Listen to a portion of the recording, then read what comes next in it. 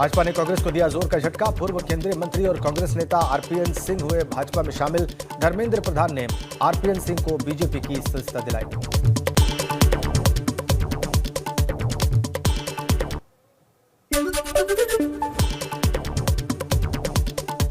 इस मौके पर बीजेपी के प्रदेश अध्यक्ष स्वतंत्र देव सिंह और यूपी के डिप्टी सीएम केशव प्रसाद मौर्य, दिनेश शर्मा, ज्योतिरादित्य सिंधिया, अनुराग ठाकुर इस मौके पर मौजूद रहे। आरपीएन सिंह ने पीएम मोदी और सीएम योगी की तारीफ की। उन्होंने कांग्रेस पार्टी पर भी सवाल खड़े किए।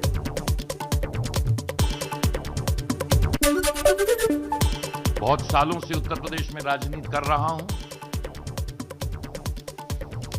और आप उत्तर प्रदेश से सब लोग वाकिफ हैं।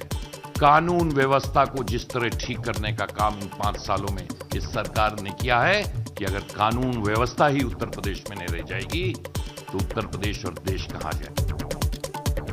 जब केंद्रीय मंत्री और यूपी चुनाव प्रभारी धर्मेंद्र प्रधान ने कहा कि आरपीएन सिंह का भाजपा परिवार में स्वागत है।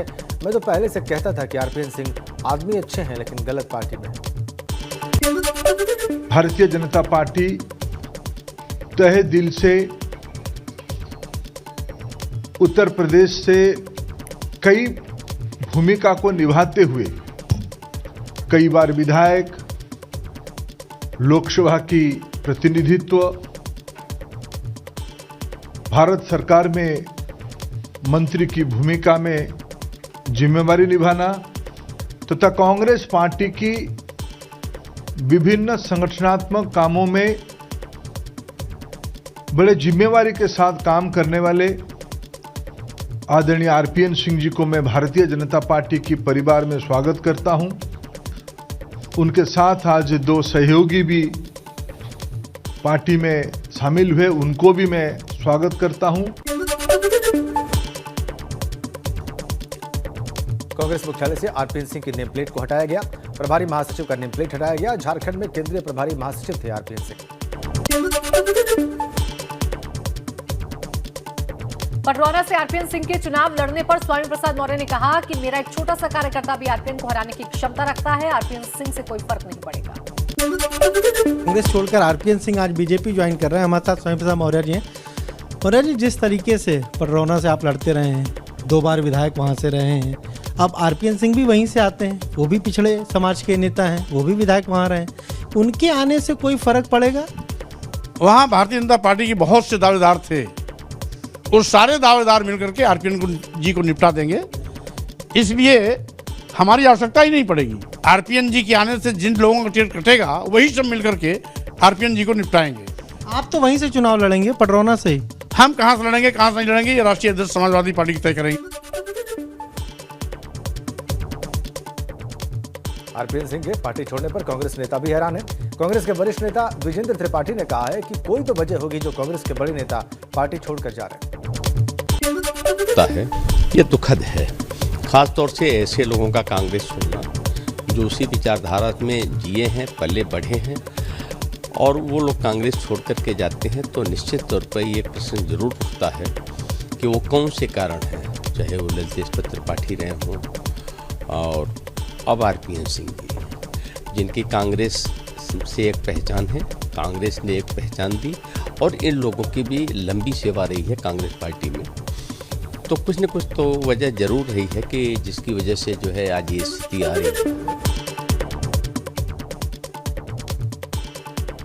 आरपीएन सिंह पर बोले कांग्रेस नेता नसीमुद्दीन सिद्दीकी, डरपोक लोग भाग जाते हैं। देखिए साहब, जो डरपोक लोग हैं वो भागेंगे, वो भाग जाएं, और शामिल करने के लिए तो पूरा प्रेस मीडिया मुझे भी दूसरी पार्टी में शामिल कर रहा था।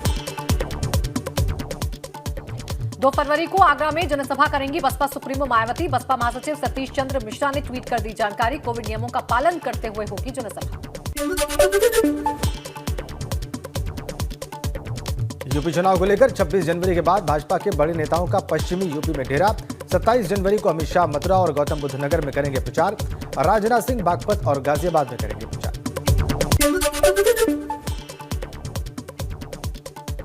दिल्ली में आज भाजपा सीईसी की बैठक शुरू। बाकी चरणों के प्रत्याशियों का आज हो सकता है ऐलान। 4 चरणों के 196 प्रत्याशियों का हो चुका है ऐलान।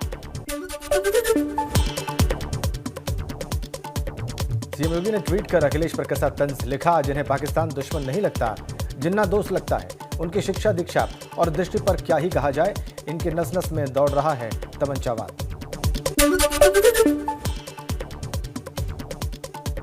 पश्चिमी यूपी के जाट नेताओं से मुलाकात करेंगे अमित शाह। कल दोपहर दिल्ली में होगी मुलाकात के लिए 253 जाट नेताओं को बुलाया गया। एक जाट नेता के घर पर होगी मुलाकात।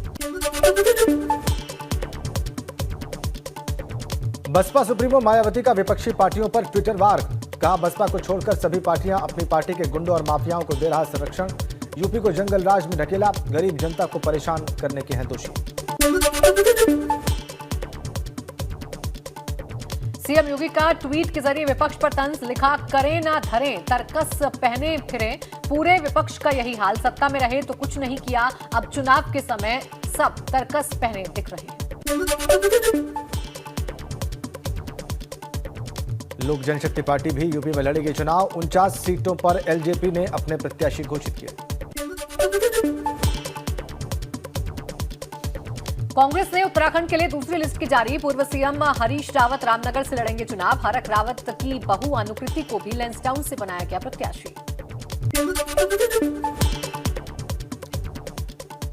एबीपी गंगा पर रामनगर से चुनाव लड़ने पर बोले हरीश रावत, मेरे जीवन में रामनगर का रहा बड़ा योगदान, भाजपा के 5 साल के कार्यकाल से जनता नाराज, जनता चाहती है परिवर्तन।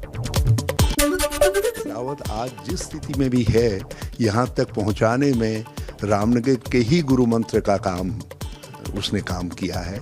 मैंने वहीं से अपनी राजनीति का अवा सब कुछ सीखा। जनता ने परिवर्तन का मानस बनाया है, बदलाव का मन बनाया है। भाजपा उत्तराखंड की जनता से लड़ रही है, क्योंकि उत्तराखंड की जनता उनसे सवाल कर रही है कि तुमने हमारे अरमानों को, हमारी सोच को, जिसके लिए हमने डबल इंजन की सरकार के रूप में तुमको स्थापित किया और तुमने हमको घोर निराशा दी। रामनगर से निर्दलीय चुनाव लड़ सकते हैं कांग्रेस के कार्यकारी अध्यक्ष रणजीत रावत। पूर्व सीएम हरीश रावत के खिलाफ चुनाव लड़ेंगे रणजीत रावत के बेटे सल्ट विधानसभा से निर्दलीय करेंगे नामांकन।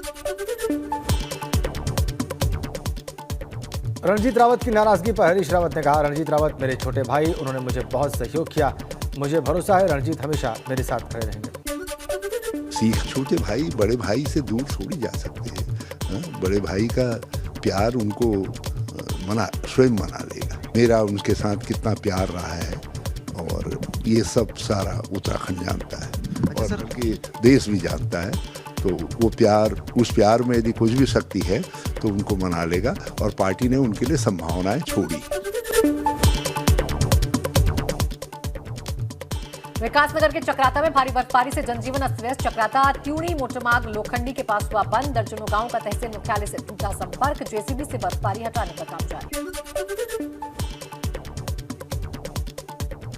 उत्तराखंड में बदला हुआ है मौसम का मिजाज, औली में बर्फबारी का लुत्फ उठा रहे हैं सैलानी, वहीं सड़क पर बर्फ जम जाने से आवाजाही में दिक्कत।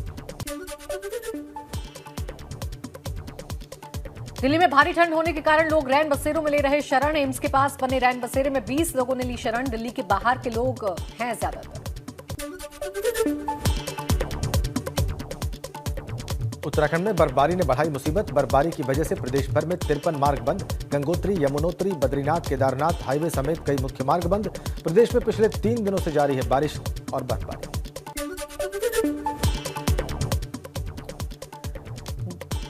गणतंत्र दिवस पर 939 पुलिसकर्मियों को वीरता पुरस्कार, सीआरपीएफ के 131 जवान, बीएसएफ के 71 जवानों को सम्मान, आईटीबीपी के 2 अधिकारियों को पुलिस पदक का सम्मान।